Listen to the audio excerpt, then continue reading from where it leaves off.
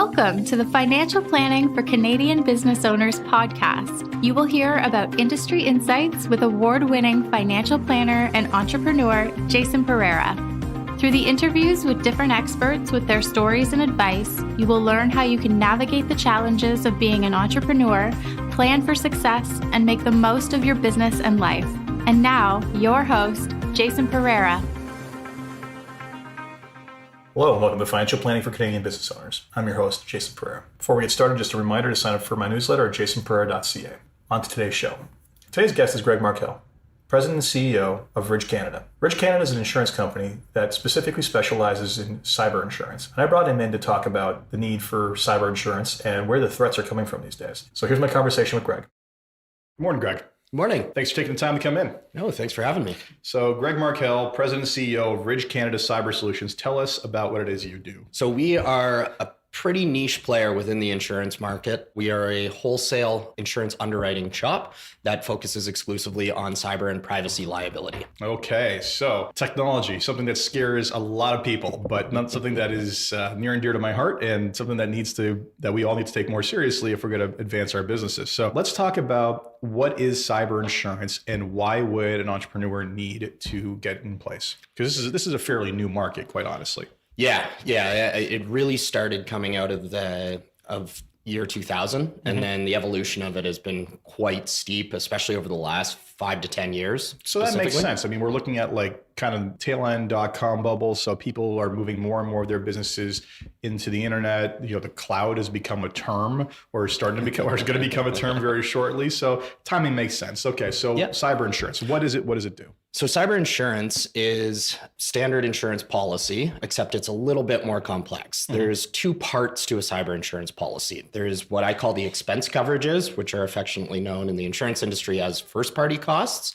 And then there's your standard liability coverages as well that come at the back end. Really, the best way to think about it is the expense coverages are in place to help companies prevent getting into liability situations. Okay. So your expense coverages cover things for when a breach happens and the costs that a business would incur. So hiring a lawyer to be your breach coach or the quarterback of the situation, the forensics folks to get you out of the pickle that you're in, PR and crisis communications, data restoration experts, call center people in case you're going to experience a flood of calls if your business has to do with credit card information, lots of patients, if you're in retail, if you're in anything like that, and it would overwhelm you from a current standpoint. If you're a certain credit rating agency out of the US? Correct. Yeah. And Canada, which has a class action certified against it at this point. Good. So, we can get into that funny story later. Exactly. Okay. So that's the first half is something's gone wrong. I've got to face all this extra cost now just to stick handle the situation. Yep.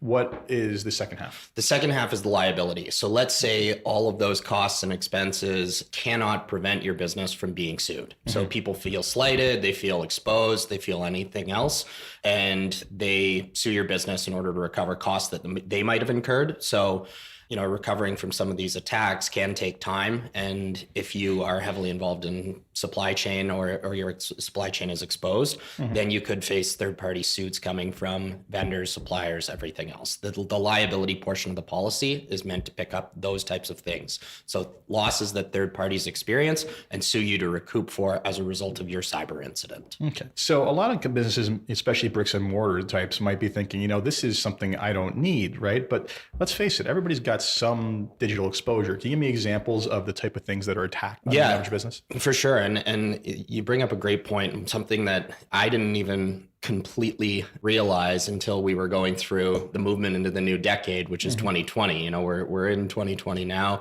but one of the things, and I was reading up on a few things leading into the new year, but when cyber policies first started, at the Y2K issue and everything coming out of it. So the insurance companies jumped on Y2K saying, hey, we can insure you from this problem, which really may not exist, but maybe it does.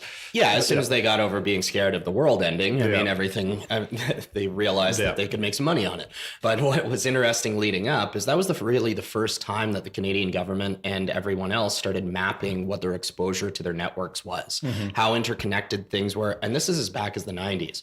We haven't undertaken an exercise like that since then. So we're going out 23 years now on the last time that we actually engaged to figure out what our total cyber exposure was as a country. You look at Canada as the Canadian population, we spend more time online per capita than any country in the world. We have the highest telecommunications costs because of our vast geography, but we are a G7 country and we are highly technologically advanced. You look at some of the actual government grants and things that are coming in with the superclusters and everything in the form of robotics, security. You've got artificial intelligence. We're a have nation, especially when it comes down to intellectual capacity and advancement of technology. Hey, we're right down the street from where Sidewalk Labs is being set. That's right. And that's its own can of worms. Yeah. Let's avoid that. Maybe I might get on the show at some point. So this is a little bit frightening to think that it has been that long since we did that kind of threat assessment, but let's continue. And if we look at small businesses, the biggest thing that we always experience, because we only sell and we only underwrite risks that are brought to us directly from retail insurance brokers. One of the biggest issues that we've had over the last little while is and it's getting much better, is that understanding on the connectivity. And, cyber can be very complex. And especially if you look at the policy itself, I broke it down into two simple sides, the expenses and the liabilities. But the reality is the average cyber policy has 11 to 12 insuring agreements. And by comparison, directors and officers insurance, which is naturally a specialty lines product, governance focused and regarded as quite complex, it has 3. So we're dealing with a factor of 3. Yeah, you're increasing the complexity. Okay. So I think the learning curve we're still probably about halfway up the learning curve relative to markets and brokers being able to effectively communicate to end clients, not just what their exposures are, but what the actual policy can do and how to use it. Okay. And I think that that's a really important piece, because as we're seeing exponential growth in the market itself, we're seeing exponential growth on very small numbers in terms of the market size in Canada. If we look at the United States, starting from 1, 10 to 2 is 100% growth rate. That's fantastic. That's it. 2. And if we look at it, and there is a little bit of insight. Now that information is somewhat dated. So we have to extrapolate based on what we know from an industry and what the actual purchase rates are by businesses. But when the census, and around the same time as the census was being conducted, Stats Canada actually launched a survey.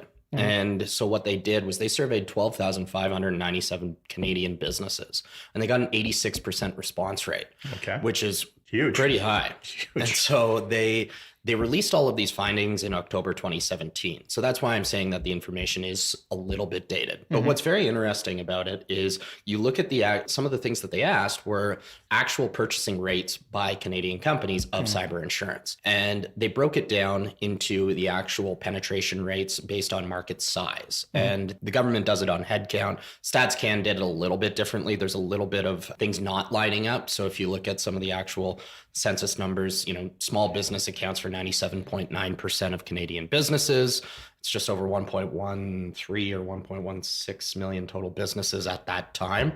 So 97.9% of those were deemed to be small. However, there's a bit of an overlap, because in some of the studies, there's small and micro is deemed 0 to 49, and others it's 0 to 99. So there is a bit of a gap. But regardless, the small business numbers in terms of cyber insurance purchasing rates, 7%. But in 2017, that number was 7%. And that's pretty frightening. So, let's take a step back and talk about, like I said, bricks and mortar company may not think that they need it. So perfect example is, let's just say that someone has a flower shop, right? Yep. Doesn't even have a website. Maybe the website doesn't take orders, right? And they may say, well, why do I need this? Well, at the end of the day, if you have a computer or a phone or any kind of email account where you've ever taken payment information, let alone delivery information, right? Because you have information on who people are, where they live, and potentially their credit card, right? And this is really, this all comes down to theft of 2 things.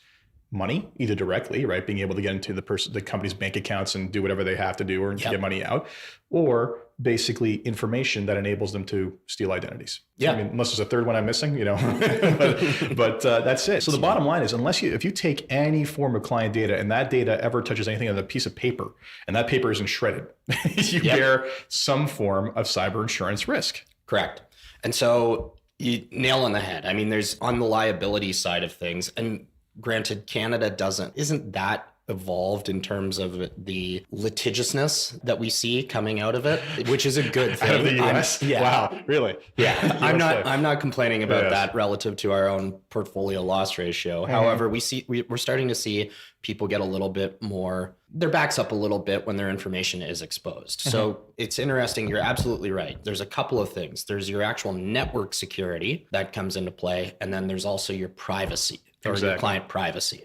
And so making the distinction between the two of those. Now, the insurance policy, the evolution of the policy over the last 5 years, this is one of the things that's been at breakneck speed. So originally, there was a distinction between data and dollars. Now, what you're seeing is, you look at articles that The Economist is putting out, you look at all of these thought leaders within the industry, and everybody's heard the adage that data is the new oil. Just access to that information can now easily be monetized. Itself, yeah. Exactly. In Canada, one of the things that has come into effect as of November 1, 2018, was we're the first country in the world with federal notification legislation. And so in 2015, I believe, June of 2015, the Digital Privacy Act gained royal assent. Yep. And it took that was under the Harper government. And then you move forward into the Liberal government now, and it still moved through. So that's because it made a lot of sense. And it was a global trend. I mean, so we're talking about you have to notify your customers when there's a privacy breach within a certain amount of time,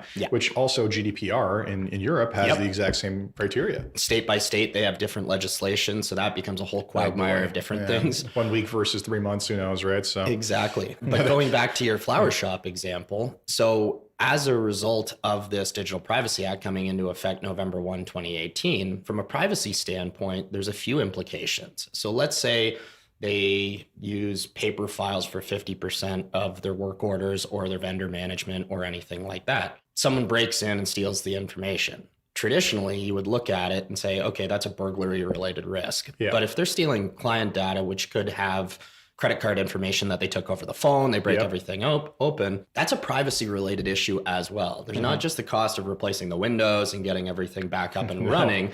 There's a data breach. Exactly. What you have to now think about is, does this pass the test that the government has put in place and what they deem the ROSH test? And that's an acronym for the real risk of significant harm. So is that data that was stolen, would it potentially cause harm to the affected individuals? And so there's still a little bit of gray on that, but typically the rule states is if there's financial information, if there's SIN numbers, if there's anything that can be used to recreate a person's identity, borrow in their name, cause them financial harm, or if there's kids involved. And then if you look at healthcare, it's completely different. It's under the Personal Health Information Protection Act, so the PHIPAA, as opposed to the Personal Information Protection Electronic Documents Act, which are mouthfuls in their own right. So there is a bit of distinction between healthcare and the general public. However, that flower shop still has that exposure, even if they're not running computers. Yeah.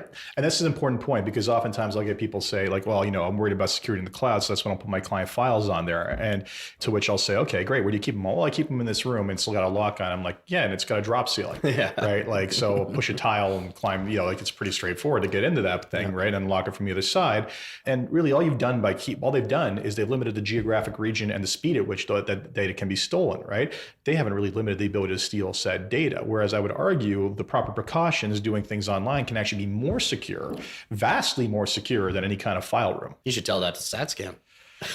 Well, I mean, let's not even get me started on the number of institutions that won't take digital signatures at this point, where it's like, really? Because I can tell which device location and everything else that it took. And you're telling me that this is somehow ink on a page is more secure than all that metadata being attached to that signature. Yep. Anyway, that's besides the point. So let's talk about the scale of this problem. So the scale of this problem is huge. Any, what kind of statistics do you have about number of breaches or size of breaches and what's going on in the marketplace today? Sure. Well, just anecdotally, I can tell you that when we're taking on and evaluating risk, one of the things we ask an application, it's a self-assessment questionnaire. For us, it's about a dozen questions, pretty pedestrian. We try to focus on governance as opposed to the technicalities behind things, because what we found was it's typically The purchasers of this in small businesses, it's people wearing multiple hats within a business. Yeah. So it's your CFO, it's someone management level that is in charge of the general oversight of the business. And they could be head of HR and the CFO at the same time. So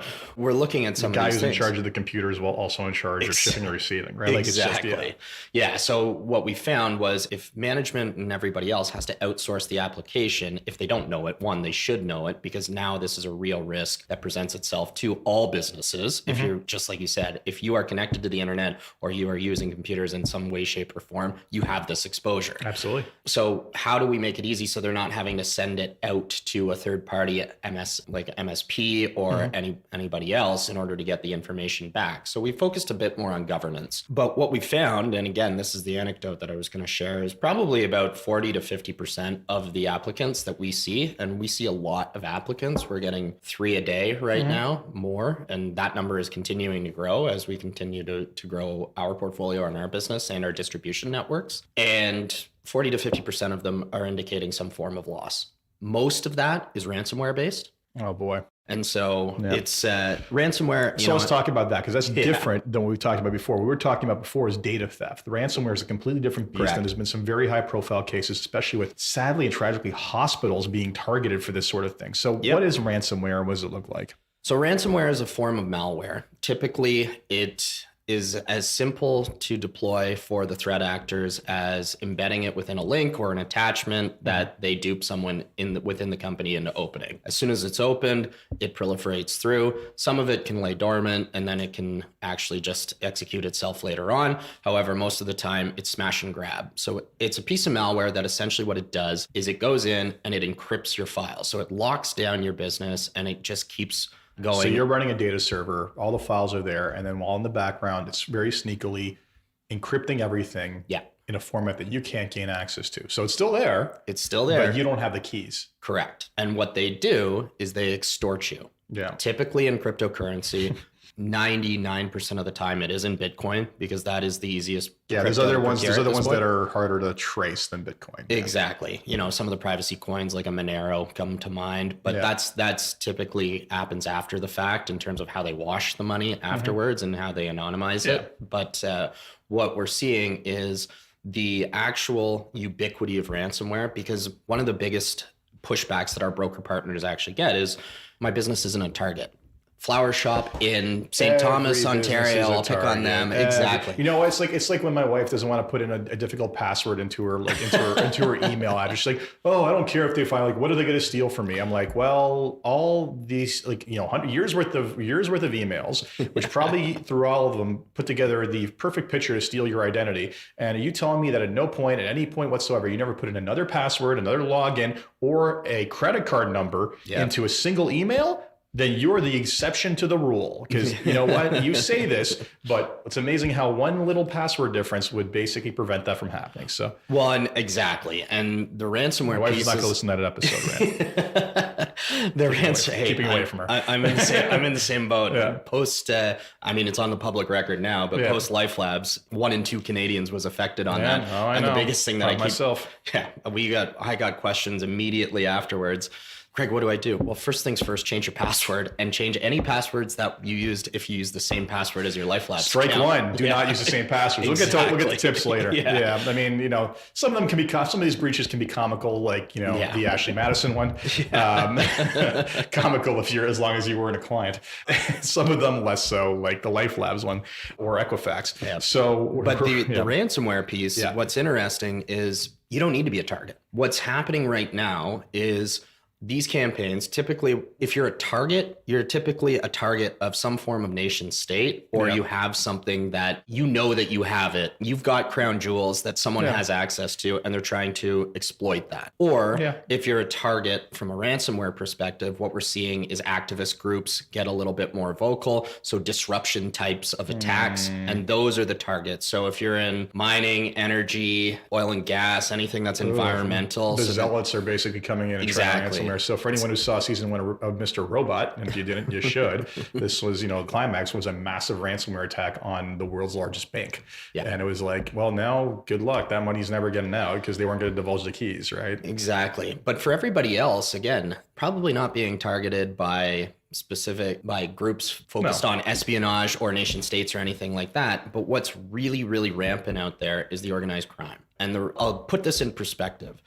To run your own, or to have someone run a ransomware campaign on your behalf, which you can get through Tor on the dark web, you can pay someone to do this for you, who will split the profits of said campaign with you. You can find anything on the dark web. Cost you $2,000, $2,000 US. Really? That's it. For different strains of ransomware, if you're going to run it on your own and then put your own derivative coding onto it, it can go as low as $200 US, even less. We've heard of I hope we didn't create a market for ransomware, but continue. Well, there's already a market. There's already a market, but now, wow. Wow. And if you look at some of the major strains that have gone out, it's to make something 0-day is just adding additional code onto the end of it. So if you think you're safe, hey, we get this all the time. Greg, I have antivirus, and Greg, I have a managed service provider. Greg, I have X. The biggest, we'll get to the tips I know at the end, but the issue is if AV or if antivirus or if any of the actual detection software doesn't recognize it and they aren't able to sandbox it. And what I mean is it's either known good, known bad, or unknown. If they can't bucket it into unknown or into known bad, then it automatically runs through. It's whitelisted, and then it goes through, and you're not going to pick it up. So unless you have the expertise to diagnose and to prevent in-house, which most small businesses do not. Let's face it, the real problem when it comes to all of this is not the technology 90% of the time. No. It's the people. It's people. It's people who basically, simple passwords, open anything, run anything, download anything, click anything. There was a phishing attempt that unfortunately about 3 people in my life suckered into this one. It would look like a iCloud password reset or something like that. Yep, yeah, you're saw familiar with that this one. And you go through the first one, it looks like the standard Apple, reset this. And the second page started going all this personal information, including asking for your SIN number. Oh, and I had people asking why does Apple need my SIN number? I'm like, oh my God, Apple does not need your SIN number. Look at the bloody URL. It was like something, it was, whatever apple.something else, recovery.com. I'm like, no, those 2 words should be interchanged. Like, it doesn't make sense. So yes, humans are always the weakest link of the chain. So and a chain is only as strong as its weakest link. Exactly. So let's talk about how we can prevent these sorts of things from happening. What are your top tips when it comes to preventing yourself from becoming a victim of cybercrime as a business? I think awareness right now is key. If I look back at the last 7-8 years of just what I've seen within the market, and we're staying ahead of what we do, of threat information. We try and get as much intel as we can globally. We liaise with friends in the UK, in the US, in Canada. So we're 60% of the way through the 5 eyes at this point. But just in terms of what's developing, what people are seeing, what that threat intel is telling us, and trying to stay plugged in within the security community as well, because what we can do is we can sort of relay information on an anonymized basis back to security folks based on the losses that we're seeing. So it's a very interesting ecosystem. But what people can do, I think 2020 is going to be the year of training, of employee training. I think that awareness has finally sort of hit that nexus. There's no longer the same sort of apathy that there was within the general Canadian populace. You think so? I don't know. We're getting better. I like to focus on the positives. I'm sure those guys who were on Ashley Madison, they don't have apathy anymore. No, but Rama, Rouge Valley, the list goes on. We can go on, right? But or the people who used to run the back office at Equifax, and for people who don't know why that's such a laughable issue, there was one internet public facing portal that basically had the username and password admin. So I don't know who the admin was, but my God, I hope they got fired and fined and penalized. Their CISO got fired. Well, that's not good enough. Let's not even get into it. But didn't the CISO have chief security officer? Didn't they have a background English lit or something? Music. Wow. Wow. There is a demonstration of the Peter Principle if I've ever heard of one. Okay. So let's go back to tips. How do business owners prevent themselves from becoming victims here? I think awareness. Awareness is a great start. Training and employee training doesn't have to be expensive. No, some of the stuff is available on YouTube for free now. Exactly. We've got relationships with some training folks that for Ridge Canada clients, they're discounted by 80% because it is, it's like software. Once you develop it once, you so can really video run a million times. Yeah, exactly. So, I mean, training is one. There is some free training out there. I would say any training for your employees or anyone within your networks is better than no training, whether it's free or it costs you money. I think that awareness and communicating within your staff about what to look for, just like you mentioned on the Apple iCloud piece. It's like, don't be afraid to hover over an email address to see what the source is. Yeah. That is a major one. And if something doesn't pass the sniff test, then, flag it. Don't open it. I think some other tips, some major tips, and these, we've been sort of preaching this for a while, but strength of backups. Right now, what we're seeing out there in the market is the number one exposure to Canadian businesses is ransomware. So how do you prevent that? There's no silver bullet. If you're going to get hit, what it comes down to is how well do you recover and how resilient is your organization? Yeah, and I mean, that's not an overly expensive venture. No. I mean, there's all kinds of online backup solutions that are, do multiple iterations. So if you got a server, Carbonite's one that comes to mind. There's a couple other ones. So anyway, Datto. So they will scan your 365 can even do it. Microsoft 365. Actually, I think Google does it now. I think Google does as well. Yeah. So literally, they will basically every time you change a file on your computer, they will upload it there, and they'll create multiple versions of the same files and be able to go backwards. And even if you're someone who basically puts everything on the cloud, like me, who's not crazy, but who's just done with servers, basically. There's even services that will run multiple backups on all your cloud stuff as well. So I'm cloud squared, if not cloud cubed on this one. So and these are not expensive. We're talking a couple bucks per computer, like in many cases. The cost of storage and the actual compression technology over the last decade has it's been advancing at breakneck speed. So it's fantastic. I agree. I think there's a lot of strength to the cloud. I think it's how you manage things within the cloud. I think from about security when you access that point. Exactly. So always, if you're using cloud-based technologies, if you're using any based technologies, two-factor authentication. So it's a must. So that's the next tip. So two-factor authentication. So two-factor authentication is where you have to put in some sort of second code or second answer after you put in the password. So let me go back a step. Sure. I'm going to say, before you even get there, password strength, right? Yep. So we've all heard this advice that says, do not use the same password twice. Make them complicated random things. And of course, no one's going to do that. The thing is, the technology exists to do it for you. So LastPass, 1Password, Dashlane, all great service providers that sit on your browser and will generate random passwords for you. Or your mobile. Will generate random passwords for you, different every time, store them for you. When you update it, they'll update it for you, and they'll even populate and fill in and open the website for you. Like literally, it replaces any bookmarks you ever had. And you can link it to biometric on your phone or face recognition technology on your phone. And and that way, I use LastPass Premium. So do I. I have the enterprise. And it's $40 a year. Yeah, it's the easiest money I spend on my business every year. And it's like, you know what? It also restricts I got it turned up. So like my staff tries to use the same password twice. No, it flags it tells them you're not getting away with this. If they try to put something in simple, no, sorry, this is a word. You're getting rid of that, right? And sometimes the staff complains about this stuff. I'm just like, too bad. This is it. It's a reality of that, life, or I fire you when something goes wrong. Like, what do you want me to say? Yeah. Right. So with cause.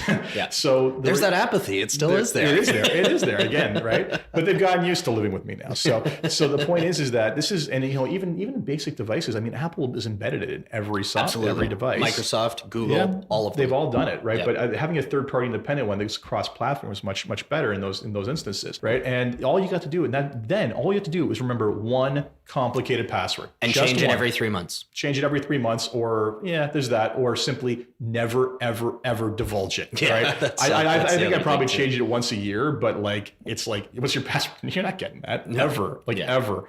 So basically, that's the first. And let's go back to two-factor. So two-factor, there's multiple forms of two-factor. Let's talk about what those look like. So I mean, for us, it's as simple. If you're running Office 365, which 90% of Canadian businesses are, that sounds painful to me. I'm a Google guy. Most people are running Outlook or some form of unless you're a startup, in which case then you're on Google. Exactly. If your founder's under 35, you're running Google.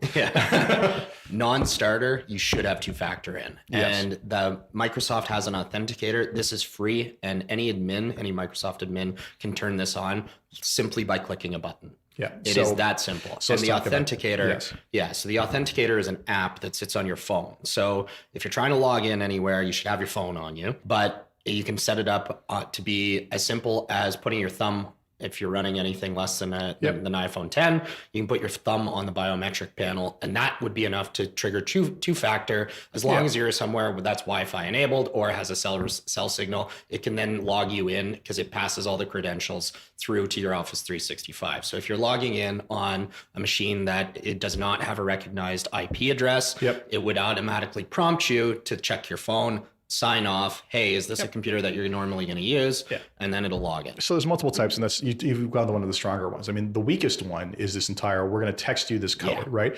That is not something any of us should be using if we can get away with it. And simply because your SIM card can be spoofed. And if you think it's not doable, it happened to Jack Dorsey, the CEO of Twitter, and someone got into his Twitter account. Okay, so the reality is that that is by far the weakest form, and unfortunately the only form the banks support at this point, as far as I know. Well, and what's crazy as well is this has been getting far more prevalent in Canada recently. If you look at some of the, all the major news outlets have run a story on this happening. Oh, I know. SIM spoofing is not hard. You just gotta fool the person at the support line to basically give you, so you lost the phone or was stolen, give you a new SIM card, and they're off to the races. Yep. And if you call from that SIM card and if you call from that number, then banks, let's put it into a banking perspective and make it a little bit scarier. There's a first authentication piece, right? So most of the time, exactly. That's your first authentication piece is, does the number match the number that they have on file? And if it doesn't, okay, there might be some additional questions in order to qualify you. But once that happens, and if you think that spoofing, like getting Rogers, TELUS, anybody else, and I'm not just picking on the telcos, but the reality is they're the gatekeepers on that. They're the gatekeepers, and people are being socially engineered and tracked just via social media to figure out what's your middle name, what's your pet, who's your first pet, what's your mother's maiden name, all of this stuff. People post this stuff via Facebook, Instagram, Twitter, all the way back. So you've created this digital identity for yourself that is accessible to basically anyone. And so think about how you answer those locked out questions that they ask. Like they're always standard questions. It's the same 20 questions every time. So for example, I called the bank the other day and came from my number. If they have your SIM card spoofed, then there's only 2 questions that you get asked. Can you validate your address for me? Oh God. And can you give me your date of birth? Yeah. And once you're through those 2 things. The next level up is mother's maiden name. And it's like, come on, you can get that just from conversation. Or Facebook.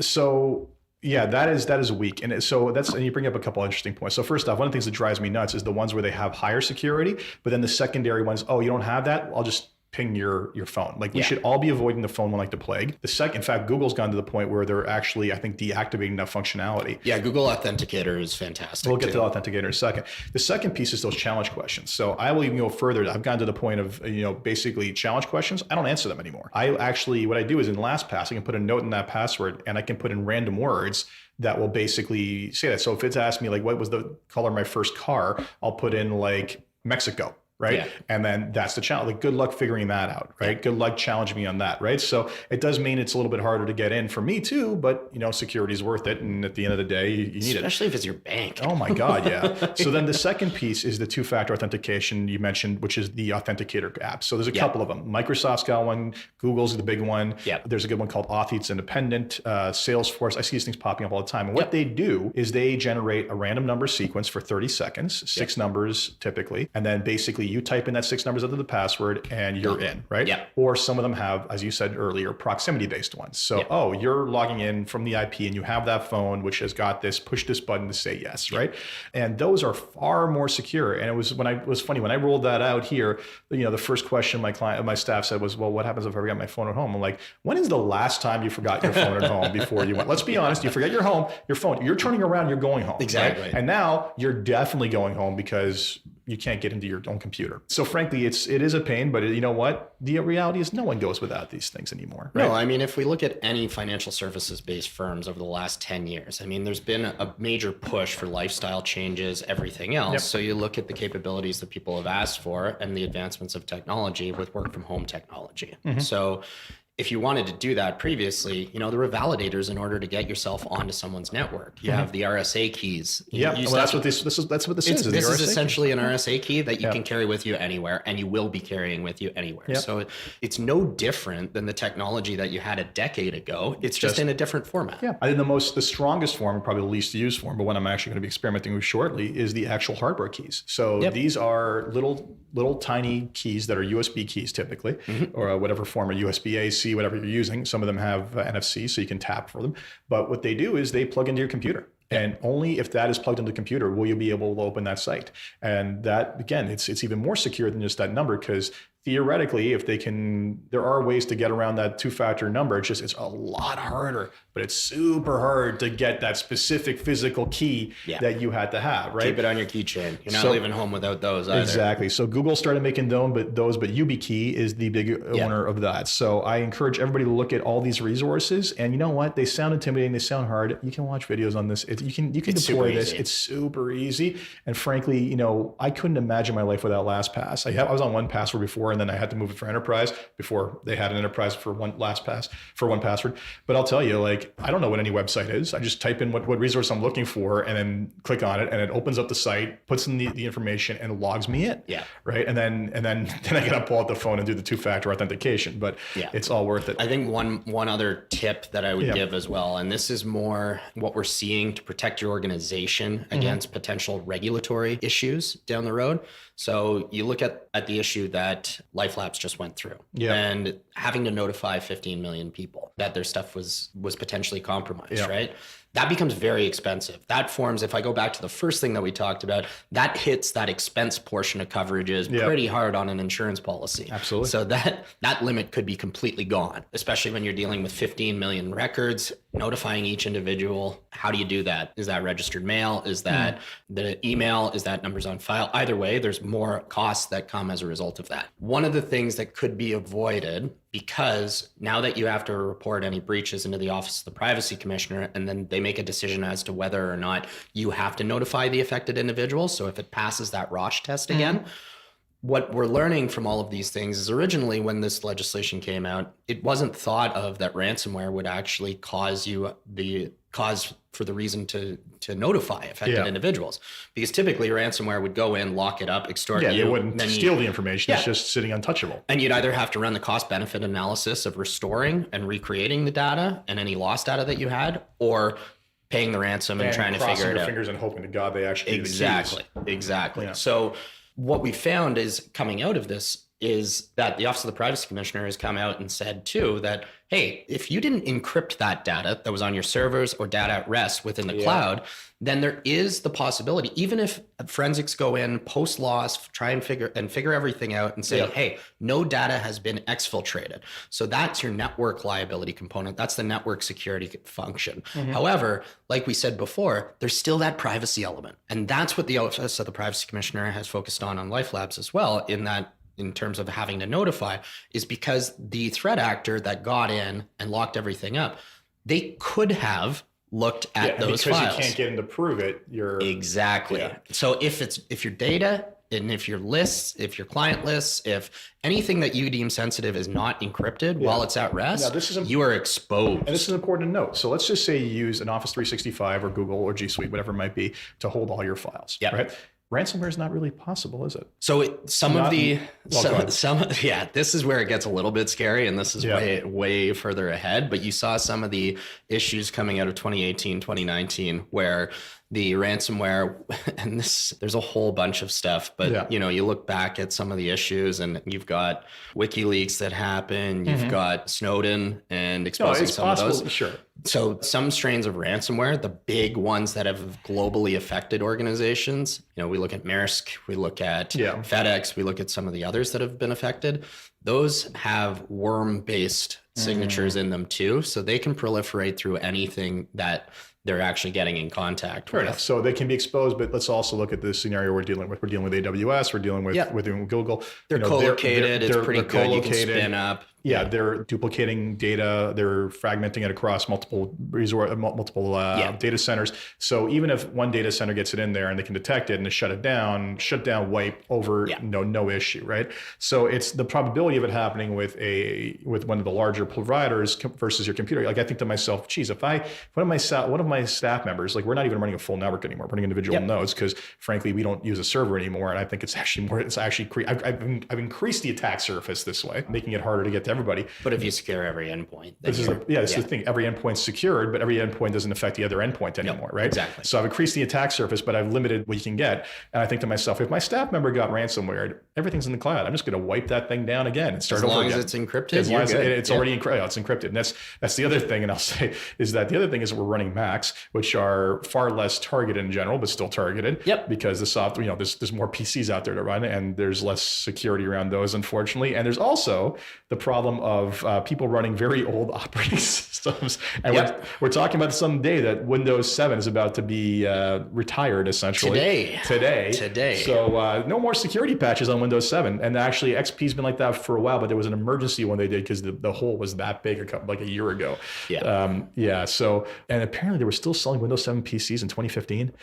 Like, oh my God. So if you're not running the most up-to-date operating system, or at least the security patches for that operating system, you are seriously exposing yourself. Absolutely. And I mean, one of the things that we see too is another just little tip.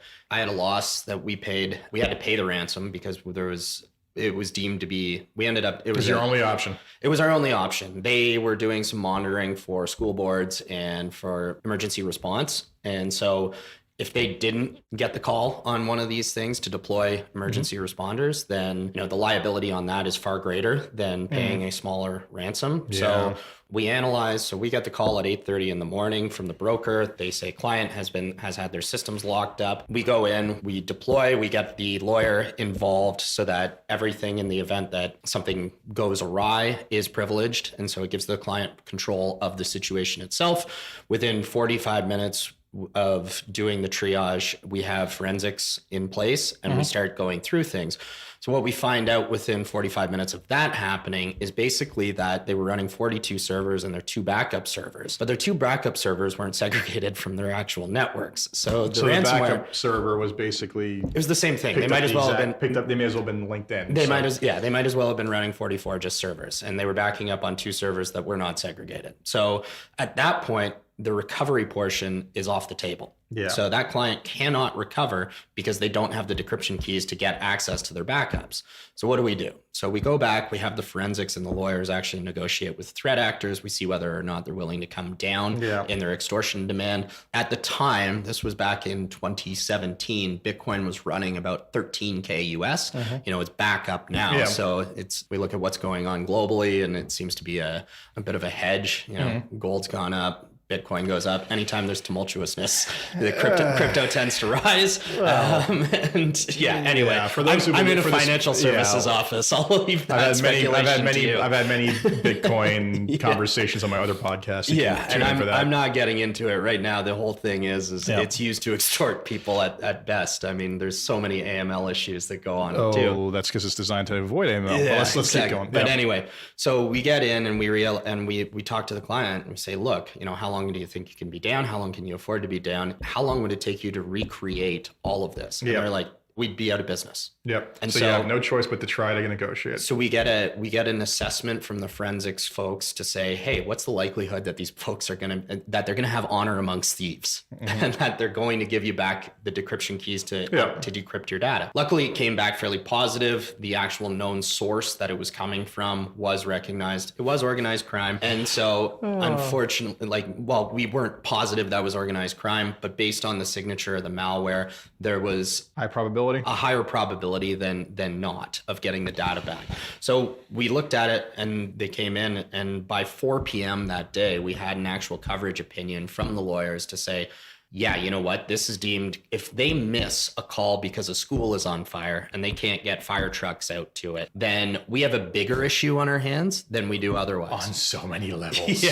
And so, but again, things that you wouldn't even think about. So is that your issue as a business? It doesn't matter what data you have. It's what you cannot perform in those cases too. So there's privacy issues, there's data issues, there's and I guess general liability there's issues, general right? liability issues that come from your activities as well. So it's fascinating about how deep this goes. No doubt. So before we wrap, any last one tip before we wrap up, or we cover all the basics? I mean, it seems like we did a pretty good job, and we're talking about the weakest point link in the chain. So we're talking about specifically training your people, creating password security initiatives, and using some softwares to leverage that, two-factor authentication wherever possible, backups to basically protect yourself in that case, and limiting, I think, and then basically being up to date on all your security softwares. Yep. I mean, those are pretty much, like that's 5 points there. And I think those are pretty much the big ones. Anything else to add? The biggest one, plan for it. Yeah. Disaster recovery scenario. What are you going to do? Exactly. An organization that is ready is an organization that is resilient. Yeah. And if you're planning for this, we have things in place. Most organizations have business continuity plans, disaster recovery plans. So if your building gets hit by lightning, how are you going to continue operating? Yep. Chances of getting hit by lightning are way less than getting hit by ransomware. That's very true, unfortunately. How do you respond to that? So I think it comes down to having a robust plan, looking and involving all elements of the organization. This is not an IT issue anymore. No, it never was. Who touches anything with any form of authentication, this is an issue. Exactly. And IT managers and folks are being tasked with an impossible job. One, they're in Canada, what we've found is they're on razor thin budgets. Oh God. Making any decisions and affecting change is not easy especially amongst legacy systems. Again, we see end of life Windows 7 being deployed on 30-40% of actual businesses. For the record, when I left a major bank institution in the brokerage side, of course, in 2002, the back office had just gone off mainframe computers and gotten Windows 95. Yeah, exactly. And I'm pretty sure those Windows 95 machines are probably still somewhere in there serving some sort of purpose and function. I wouldn't doubt it. Those institutions don't throw things away. As long as they're air gapped, please be air gapped. Well, don't bet not on connected. Anything. But anyway. Identifying who's going to handle the situation. And we're obviously in the insurance industry. We think insurance forms part of a plan, but it is not the plan. No. The whole thing is it's control. What happens when everything else goes wrong. This is not a moral hazard thing where, I'm totally protected from this. I can take that risk. Exactly. It's the enterprise risk management model. It's assess, figure out what you have, how you protect, control, protect it, and then transfer out whatever you don't think you can handle. And so that means if you're not looking at insurance, that's fine too, but make sure that you better have yourself protected. Make sure you have that incident response plan in a robust manner. And so you've identified the lawyer that you're going to call, who's an expert in these types of scenarios, because your general lawyer is not going to know how to get Bitcoin, whether or not that's going to cross off boxes. And you're down the street, you can do everything a lawyer is not going to even know where to start. Exactly. And what we're finding too is we do a lot of law firms work. They're catching up. Yeah, they're catching up in terms of what the exposures are and what they're having to deal with. They're the first ones getting those calls. Exactly. So now let's be clear. You're a wholesaler of this. So essentially, if people are interested in this, they should be talking to their individual brokers altogether. The retail insurance broker. Exactly. But if people want to find you and learn more about this, where can they find you? They can email me. Our website is ridgecanada.insure, INSURE. Our contact info is on there. You can give our office a call. You can call me individually. My number's actually out. It'll be out. Don't worry. It'll be out. And then finally, we're in the process of launching completely nationwide. Right now we're licensed all the way through to the Pacific.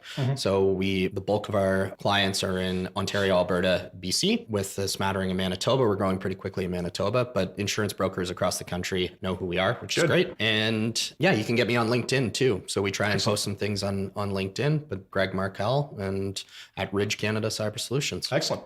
So highly encourage everybody to take a look at this, because this is a ever-growing problem and will become commonplace. And there will be a time where we can't imagine that we wouldn't have cyber insurance. Greg, thank you very much for taking the time to come in. Thank you, Jason. So I hope you enjoyed that conversation with Greg. And I hope it informed you as to why cyber insurance is not just some new fad. It's something that's very necessary for most of our businesses. Please look into this and make sure you protect yourself and your business. As always, I'm Jason Pereira. And if you enjoyed this podcast, please review on iTunes, Stitcher, or whatever it is you get your podcasts. Take care. This podcast was brought to you by Woodgate Financial, an award-winning financial planning firm catering to high net worth individuals, business owners, and their families. To learn more, go to woodgate.com. You can subscribe to this podcast on Apple Podcast, Stitcher, Google Play, Spotify, and SoundCloud. For more episodes, go to jasonpereira.ca. You can even ask Siri, Alexa, or Google Home to subscribe for you.